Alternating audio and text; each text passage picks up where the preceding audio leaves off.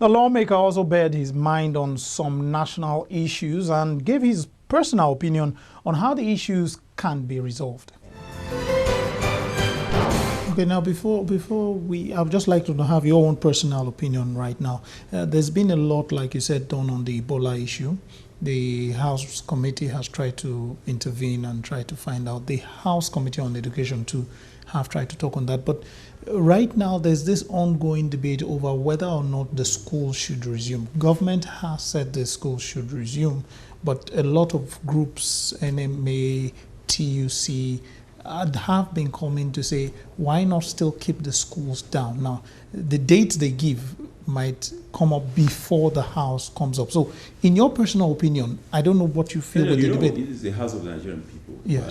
And of course, whatever we would aggregate of opinion, whatever is the views of Nigerians on this issue, because the Ebola issue, we need to take it very well. We can't be treating it with kid gloves because transmission rate is very high. It's a virus that we have not been able to find the vaccines readily available.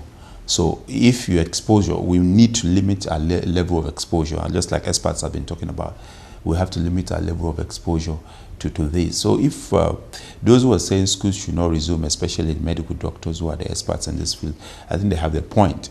But for government too, they definitely need to tarry a while and at least study the situation, because the first responsibility of government is about protection of lives and property.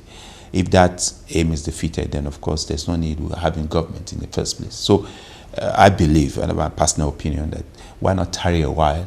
Let's listen to the voice of reasoning from Nigerian people, and let's see, because from one case, it's increasing up to about 400 cases. I mean, and of course we have deaths up getting to about 10 or 11. So it's very curious, and Nigerians are very, very closely knitted when it comes to relationship, and of course the spread could be easily go on, because I tell you, even if you say there should be abstinence from those who have those viruses, our people will still be there because of the love and care that we are known for in this part of the world. People will want to say, my disease is having this, I can't run away because it's sick. And of course that will affect the entire issue. So I think we should tarry a while, and our government should listen to the voice of reasoning, listen to the medical experts, and of course let's be able to put this at rest. If we can, even if it's a month that we're going to add more to save more lives, why not? In the first place, you must believe in to go to school. Okay, now another issue I would like to have your take on is the issue of the national conference. It ended after the House went on vacation. Now, a lot had been said before they started. A lot had been said while it was on. It's now concluded. In your opinion, how did you see the whole process? Yeah, for me, if you're asking our personal opinion, yes. It was a talk shop. Of course, the president has the right to assemble people, eminent Nigerians, to advise him on a number of issues. That's exactly what they have done.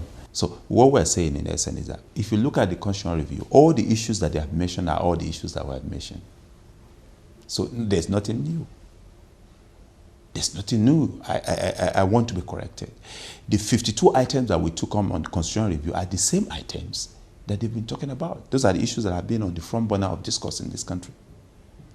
And ours is a little more detailed because we took it to the constituencies for people to have input, for civil society group, artisans, Nigerians, our literates, who are our employers to look at. So for me, it's a duplication of effort, but Mr. President, who assembled those eminent Nigerians, is in a better place to be able to explain why he did what he did. Of course, the documents have been submitted to him. It could be a guide for his own official purposes. But for us in the House, we would get focused on the constitutional review that we're doing, and all those issues I want to be corrected, that we have mentioned in the constitutional review are the same issues that have been also, there's nothing new. But if there are issues that we think we add value to our corporate existence as a country, and it's brought to us by Mr. President, maybe via the documents from the conference, we'll look at it according to his merits. So, and of course, I've had people say that part of the things when we resume is to talk about tenure elongation. So, before we left, Nothing like that has happened. And as a parliament, as a responsible set of people, we have a pact with the Nigerian people. We have a 4-year tenure to run. That's exactly what we have in the Constitution of the Federal Republic of Nigeria. We won't circumvent that. We can't rob Nigerians. We are aware of the sensibilities of the fact that we are just privileged few that have been asked to come and represent our people. We can't take Nigerians for granted.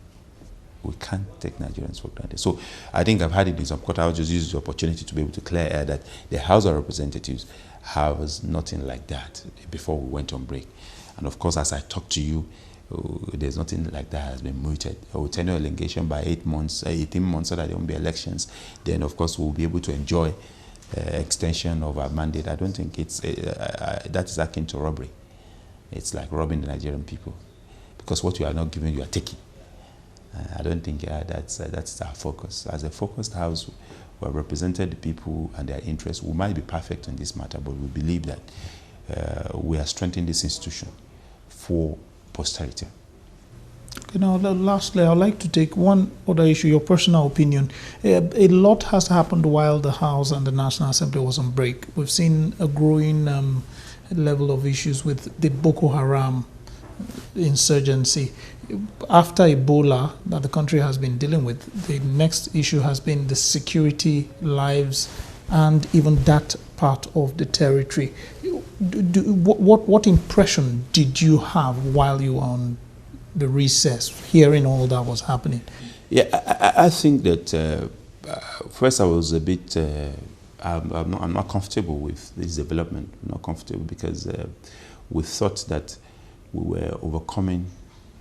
And let me tell you, the truth is that terrorism can only be contained. It cannot be eliminated wherever it exists, it starts. So what I just want to believe is that I think our military have to get more, they have to get, I know they are professionals in their right, but they need to get more professional with their operations. And of course, whatever they are lacking, they should own up. They should own up. They can't do any magic. If you're dealing with obsolete equipment, you can't do jack. So I think that beyond, because security of lives and property is the first responsibility of government. And I believe that, yeah, government has shown some, I'm not a spokesperson, some political will, but I know that they can do more. They can extend more. And of course, there are certain things I believe that if we do more, we will definitely be able to curtail the insurgents, because they are getting emboldened, and that shouldn't happen. If we need external help via troops or something, we should own up. Nigeria left this country to go and partake in peacekeeping operations in Sierra Leone, in Liberia. We are regional experts in this, but of course, if we are overwhelmed, they should own up so that people can come in. Military, they can come in and at least partake in it, because it's an emergency. It's a war of a kind, even if it's guerrilla. But of course, those who know how to fight guerrilla warfare should at least be invited. You cannot give what you don't have. So I believe that beyond this, I am not one of those who believe that we should politicize this issue, because first and foremost, before you become what you want to become, there must be a country. And of course, the soul of our existence is being challenged.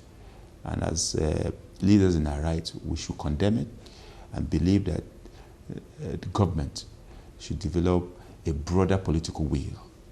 And of course, we should talk less on this issue and more action. Do you think this puts more pressure also on National Assembly committees that have relevant oversight on both? Yeah, yes, because let me tell you what oversight can only do.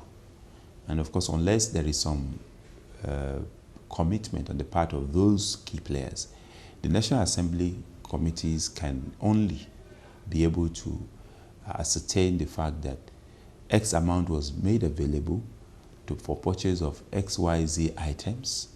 Those items have been purchased, but are those items in consonance with world order, global best practices now? Yes, they would always give explanation because they are experts in that field. So we have a limitation, but we can at least keep, National Assembly has been keeping a tab on it. And as I told you that the Defense Committee I was able to invited the Chief of Defense Staff to at least take stock of this development. The last time we've approved monies for you, what have you been able to purchase? Okay, the war against the insurgency, how far have you gone? What are your impediments? Where can we come in? Because regardless of party affiliations, regardless of our differences, this is a time that we must join hands together to make sure we end this. But I believe that there must be more political will on the part of government, because an emergency must be declared on our security sector so that we can be able to calm down this. How do other countries overcome it? We should be able to learn from them so that we avoid the pitfalls as much as possible. Because just like I told you, anywhere that terrorism starts, it does not end. You can only contain it. And I believe that we should be more concerned about containing it via a more a broader political will, so that we would all believe that we're in it together and we must provide solutions to it. Every Nigerian should be a fighter. We're not saying we should carry guns to go and fight. Share information. You are fighting terrorism as well. So we believe that as a parliament, first and foremost, a number of our colleagues, their constituencies are affected. And of course, they are Nigerians. And of course, if we must talk about their well-being, it is the responsibility of the parliament to at least be able to find out and phantom what exactly is happening to them. The chairman of the House Committee on Media there, speaking on what the House will be focusing on as they resume. Now, what are your own views, especially on the 1 billion naira loan being sought by the executive? Are you for or against it, and why? Well, you can write to us through any of the addresses on the screen. Just hashtag it, the 1 billion naira loan, just as it appears on your screen. 1 billion naira loan, hashtag that. I look forward to your reactions. Meanwhile, we got some reactions to our last interview with Senator Smart Adeyemi on the just concluded national conference and the recommendations that followed. Hakim Barua, in his mail, says he strongly believes there is a need for a referendum because it's the first step needed to adopt the outcome of the national conference and also for a better deal of a nationhood, as he puts it. He also believes if the United Kingdom never had a clause for a referendum in her constitution, it would have been impossible for the anticipated referendum coming up in weeks for the creation of Scotland as a nation. Meanwhile, Lucky Agwom, in a tweet he sent in, says, in his opinion, we must not subject the report of the National Conference to the National Assembly, but to a referendum. Well, thanks, guys, for making our time to send in those messages. I really appreciate that. Well, this is where I will be leaving you today. Till next week, I'm Lanre Lasisi.